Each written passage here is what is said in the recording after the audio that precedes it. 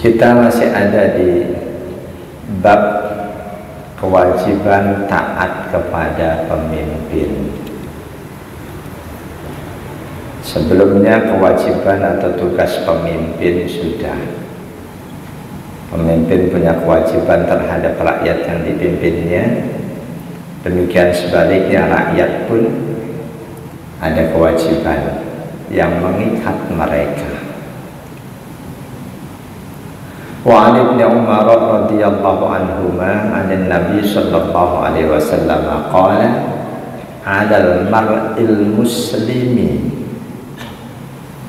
as-sam'u wa ta'atu fima ahabba wa kariha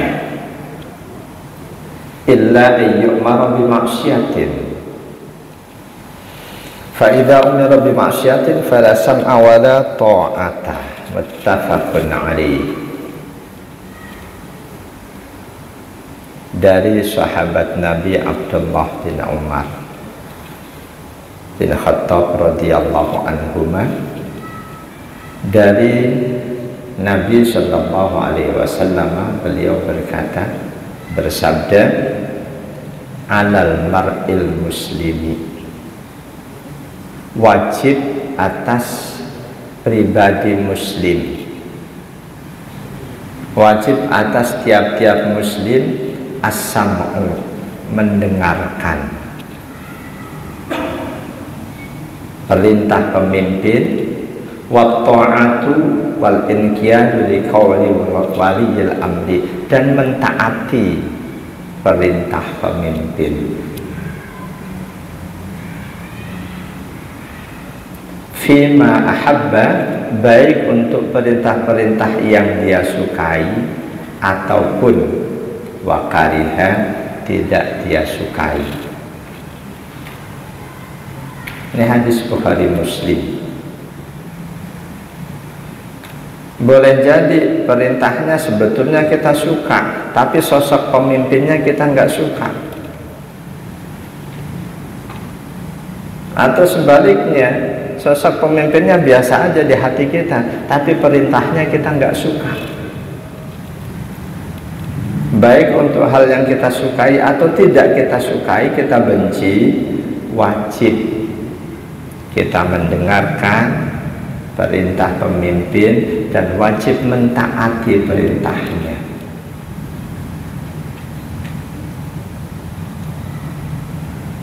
Enggak ada syarat dari Rasul dengan catatan pemimpinnya harus adil, enggak.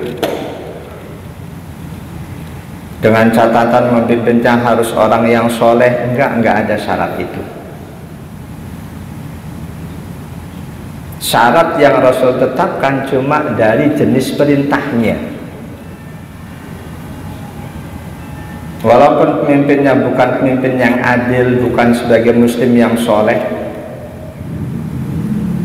apa dan bagaimana perintahnya, itu yang menjadi ketentuan kita wajib taat. Dengan catatan perintahnya bukan perintah maksiat. Di kalimat berikutnya, illa, kecuali ayyumaru bi maksiatin, jika pemimpin itu memerintahkan kemaksiatan, tidak ada kewajiban untuk mentaatinya. Fala sam'a fa idza umira bi maksiatin, jika pemimpin itu memerintahkan kemaksiatan, memerintahkan sesuatu yang bertentangan dengan syariat Allah dan Rasulullah, fala sam'a wala ta'ata, maka tidak dituntut untuk mendengarkan ucapan si pemimpin, tidak juga dituntut untuk mentaatinya. Bukan sekedar nggak diperintahkan, bal yuhramu dzalik, haram ketika perintahnya perintah maksiat kok kita taati.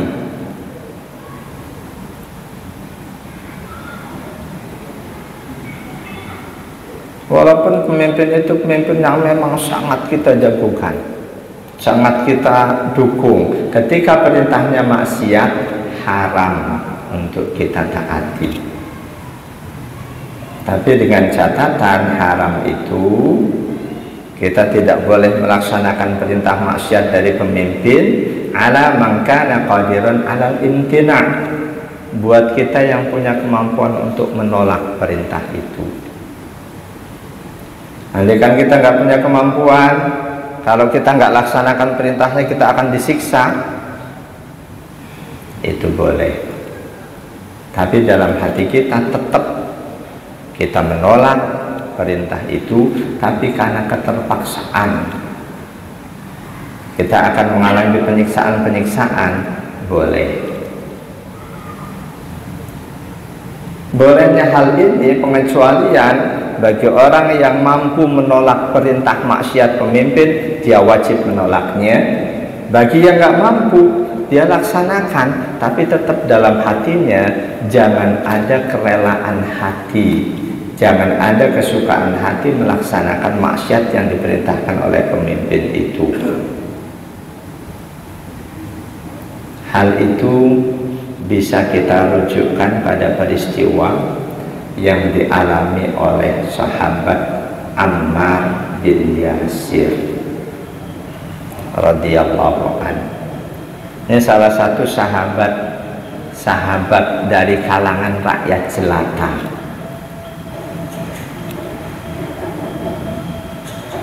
Beliau pada mulanya budak. Jadi di masa Rasul betul-betul terbukti keimanan, ketakwaan itu yang menentukan derajat. Walaupun pada mulanya budak, ketika selanjutnya keimanan dan ketakwaannya hebat, dia akan mulia di hadapan Rasul, di hadapan Allah. Contohnya sahabat Bilal bin Rabah. Sama dengan sahabat Ammar bin Yasir, sahabat Bilal pada mulanya budak, tapi semangat keimanan dan ketakwaannya tidak kalah dengan sahabat-sahabat utama. Maka selanjutnya sahabat Bilal pun punya kedudukan istimewa dalam sejarah Islam, kedudukan istimewa di hadapan Rasulullah SAW. Walaupun pada mulanya beliau budak. Enggak ada sahabat-sahabat Nabi yang melihat beliau, kamu kan sekedar budak. Enggak. Dia punya kedudukan istimewa sebagai muadzin utama Rasulullah SAW. Bahkan selanjutnya di dunia Islam, khususnya di Indonesia, nama beliau dipakai. Muadzin, petugas muadzin dan Bilal Syiah. Bilal itu apa? Bilal itu kan adzan. Nama beliau dipakai Bilal. Padahal muadzin Rasul nggak cuma beliau. Ada Abu Mahdurah, itu muadzin beliau yang suka duet dengan sahabat Bilal. Duet maksudnya bukan adzan bareng, antara adzan pertama malam, tengah malam dengan subuh, itu kadang gonta-ganti antara sahabat Bilal dan sahabat Abu Mahdurah.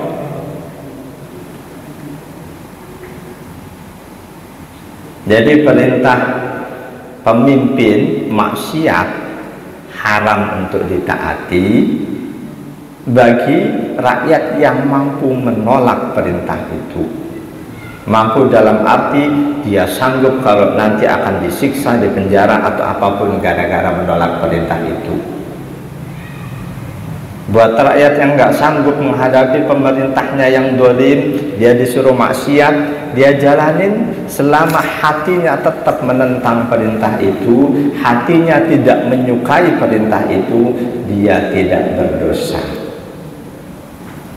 Melakukan kemaksiatan karena paksaan itu tidak dosa. Tidak dosanya itu di Al-Quran, di mana ayat itu diturunkan Allah berkaitan dengan peristiwa yang terjadi pada sahabat Ammar bin Yasir. Waktu itu beliau masih berada dalam kekuasaan sayyidnya, majikannya. Beliau sebagai budak.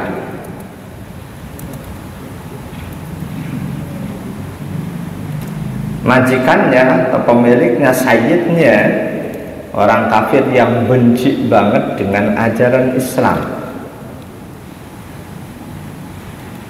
Mengetahui budaknya sudah menjadi bagian dari pengikut Islam, sang majikan marah.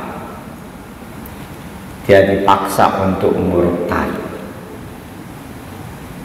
disiksa, dipaksa dia harus mau mengakui Tuhan-Tuhan berhala yang disembah oleh kafir Quraisy.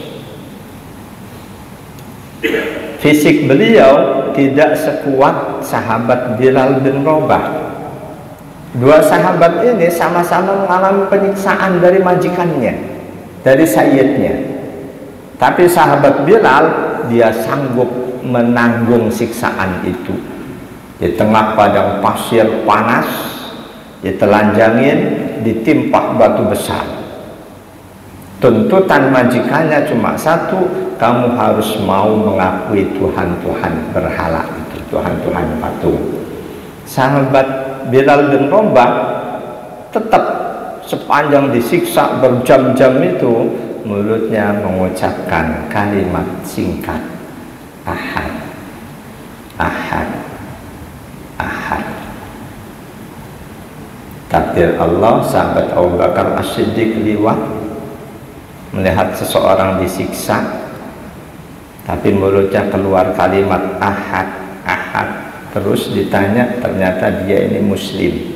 Itu awal perkenalan Abu Bakar As-Siddiq dengan sahabat Bilal bin Rabah.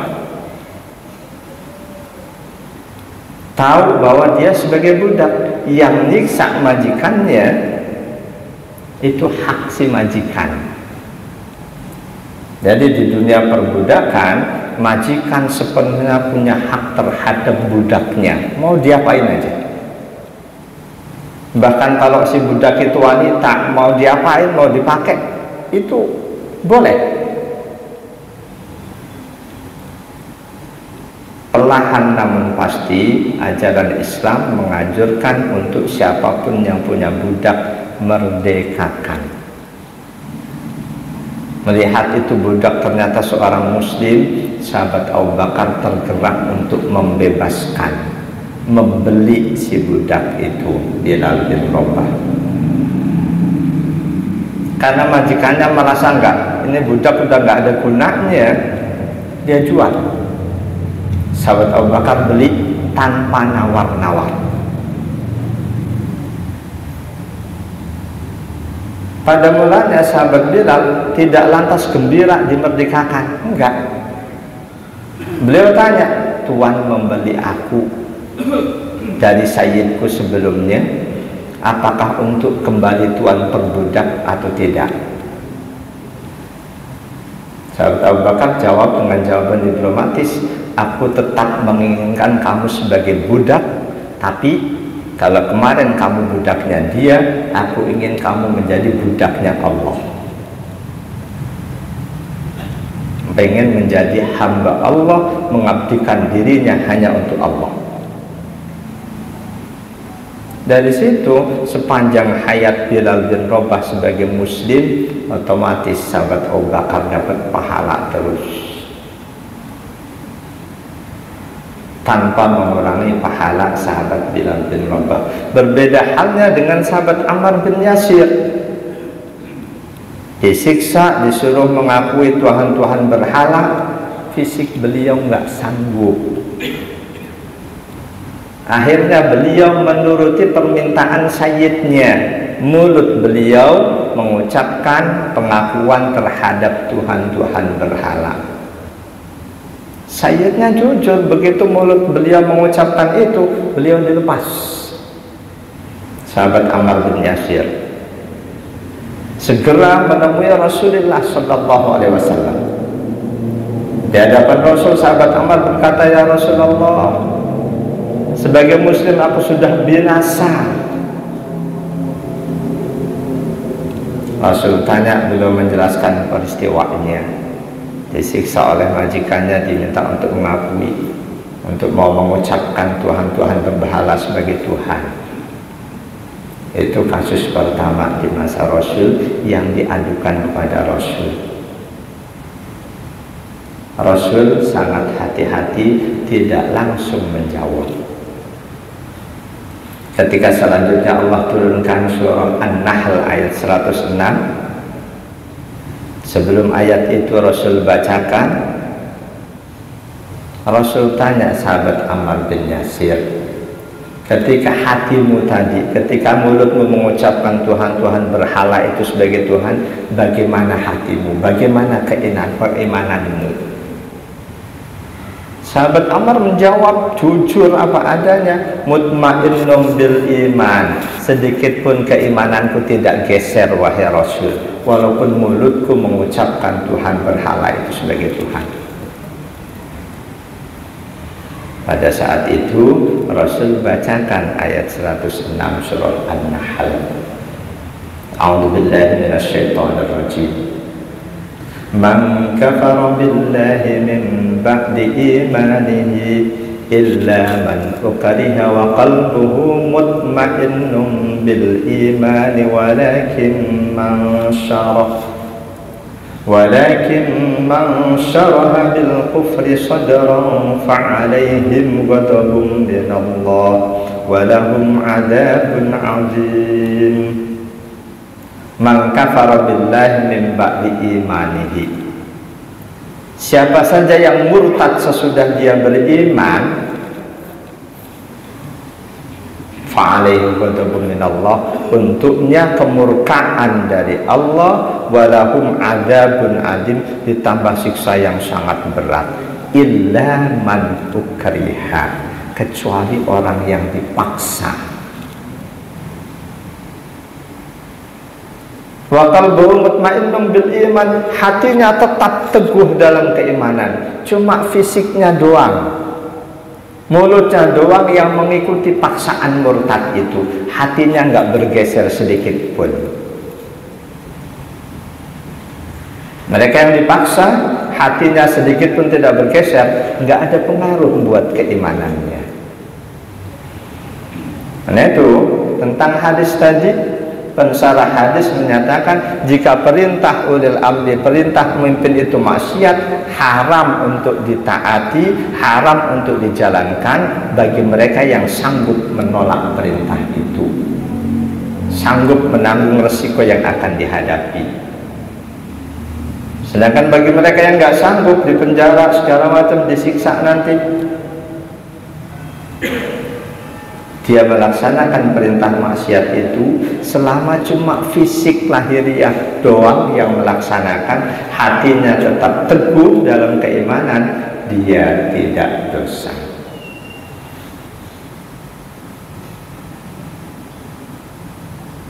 Apakah lantas sahabat Bilal bin Rabah lebih mulia dibanding sahabat Ammar bin Yasir? Jangan menyatakan iya, karena kemuliaan seseorang ditentukan oleh kualitas iman dan ketakwaannya. Yang jelas dua sahabat itu sama-sama sahabat mulia. Bahkan ketika Rasul dengan nubuwah beliau memberitahu bahwa nanti kalian sahabatku akan berpecah belah, akan berkelompok-kelompok, Rasul kasih nasihat, ikutilah Ammar bin Yasir kemana dia berpihak. Ternyata di akhir hayat ketika beliau sudah lanjut usia, pada saat sahabat Nabi terpecah menjadi dua kelompok, di satu pihak Ali bin Abi Thalib, di pihak lain Muawiyah bin Abi Sufyan, Ammar bin Yasir netral, tidak ikut Ali bin Abi Thalib, juga tidak ikut Muawiyah bin Abi Sufyan. Jangan anggap Ali bin Abi Thalib ada sebagai pihak yang benar, jangan. Karena di pihak Muawiyah ada Siti Aisyah radhiyallahu anha. Jangan pula anggap Muawiyah yang benar, jangan. Jadi ketika dua kelompok sahabat berseteru itu, yang terbaik ulama madhab Syafi'i lebih mengikut Ammar bin Yasir, tidak memilih salah satu dari keduanya, tidak menganggap ini yang benar, ini yang salah, atau sebaliknya, tidak. Di antaranya ada dalam syairnya Syekh Muhammad bin Ruslan Asy-Syafi'i. Itu panduan yang diambil oleh ulama madhab Syafi'i menyikapi perseteruan di antara sahabat Nabi. Wa ma jara bainas sahabi naskutu anhu wa ajrul ijtihadi nusbitu. Perselisihan yang terjadi di antara para sahabat, naskutu, kita lebih memilih diam, tidak menilai ini yang benar, ini yang salah, atau sebaliknya, kita lebih memilih diam. Anhu wa ajrul ijtihadi nusbitu, insya Allah dengan sikap diam itu ada pahala dari Allah buat kita. Jamaah dari Allah ya ajmain. Jadi ketika perintah pemimpin itu maksiat, tidak boleh didengarkan, tidak boleh ditaati, bahkan haram bagi mereka yang mampu untuk menanggung resiko ketika menolak perintah maksiat dari pemimpin itu.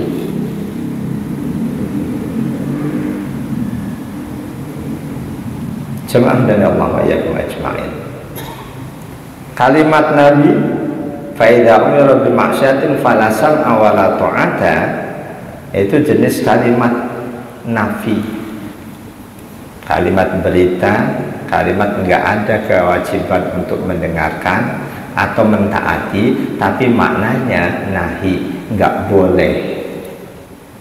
Ketika perintahnya maksiat, enggak boleh didengar, enggak boleh apalagi dijalankan. Dengan catatan tadi, bagi mereka yang mampu. Jadi perintah dari siapapun, ketika perintahnya perintah maksiat, perintah durhaka, enggak boleh ditaati. Adanya perintah maksiat, kemungkinan itu ya perintah dari manusia selain Rasulullah. Rasulullah enggak akan memerintahkan maksiat. Selain Rasulullah, siapapun manusia ada kemungkinan perintahnya maksiat. Kiai memerintahkan santrinya, ada kemungkinan perintahnya maksiat. Beritanya saya yakin bapak-bapak udah dengar pesantren mana yang memerintahkan santrinya untuk maksiat. Jadi siapapun memerintahkan sesuatu, kita harus menelaah perintah itu maksiat atau bukan. Kiai kita menyuruh kita untuk mencaci maki pemerintah, kita harus tahu itu termasuk perintah maksiat atau bukan. Kalau maksiat, siapapun yang nyuruh jangan pernah dijalankan. Perintah orang tua kepada anak ada kemungkinan maksiat. Perintah suami ke istri ada kemungkinan maksiat. Perintah manusia kepada manusia yang lain, suami ke istri, itu boleh jadi nilainya paling tinggi dibanding yang lain, paling tinggi. Bahkan di satu hadis Rasul menyebutkan, andaikan selain Allah boleh disembah, aku akan perintahkan istri menyembah suami. Jadi perintah dari siapapun, jika perintah itu maksiat, haram untuk dijalankan, haram untuk dipatuhi.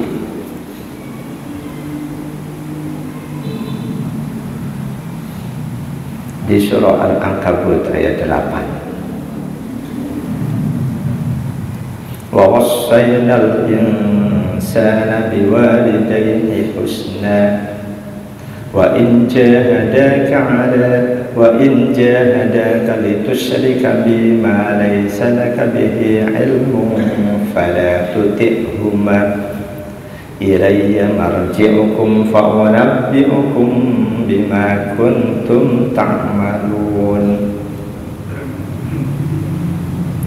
Wa wassaynal insana biwalidayhi husna. Dari sisi bacaan boleh husna, boleh hasana, boleh ihsana. Wa wassaynal insana biwalidayhi hasana. Wa wassaynal insana biwalidayhi ihsana. Wa wassaynal insana biwalidayhi husna. Tiga-tiganya boleh. Itu bagian dari qiraat sab'ah yang warid dari Rasul. Wa wassayna, dan aku sudah pesankan, aku sudah perintahkan al-insana kepada manusia biwalidayhi, terhadap kedua orang tuanya, husna, hasana, ihsana, untuk selalu berbuat baik.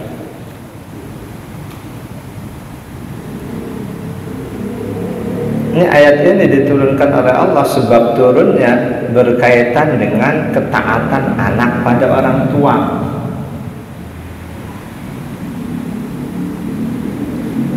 Kisahnya dari sahabat Sa'ad bin Abi Waqqas radhiyallahu anhu.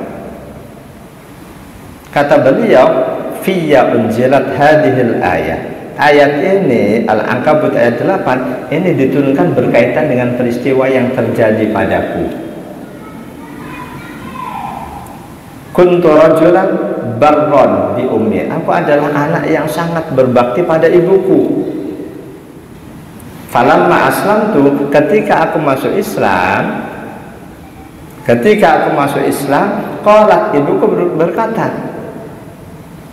"Ya Sa'ad, wahai Sa'ad, ma hadzal din alladzi qad ahdasta?" Agama apaan ini yang kamu ikuti? La tada'anna dinaka hada aw la akulu wa la asrabu hatta amuta. Tinggalkan agama ini, atau kalau tidak ibu akan mogok makan minum sampai mati. Jadi ibunya yang masih musyrikah memerintahkan anaknya untuk murtad. Tinggalkan agamamu ini, kalau tidak ibu mau mogok makan, nggak minum sampai mati. Padahal sahabat Sa'ad ini sahabat yang sangat berbakti pada ibunya.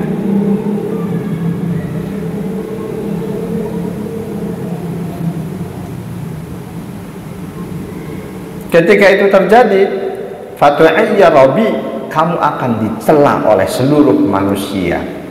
Fayuqalu ya qatila ummah, wahai anak yang membunuh ibunya. Qultu, sang sahabat menjawab, la taf'ali ya ummah, wahai ibu, jangan kamu lakukan itu. Inni la ada'u dini hadha li syai'in, aku tidak akan pernah meninggalkan agamaku ini karena alasan apapun.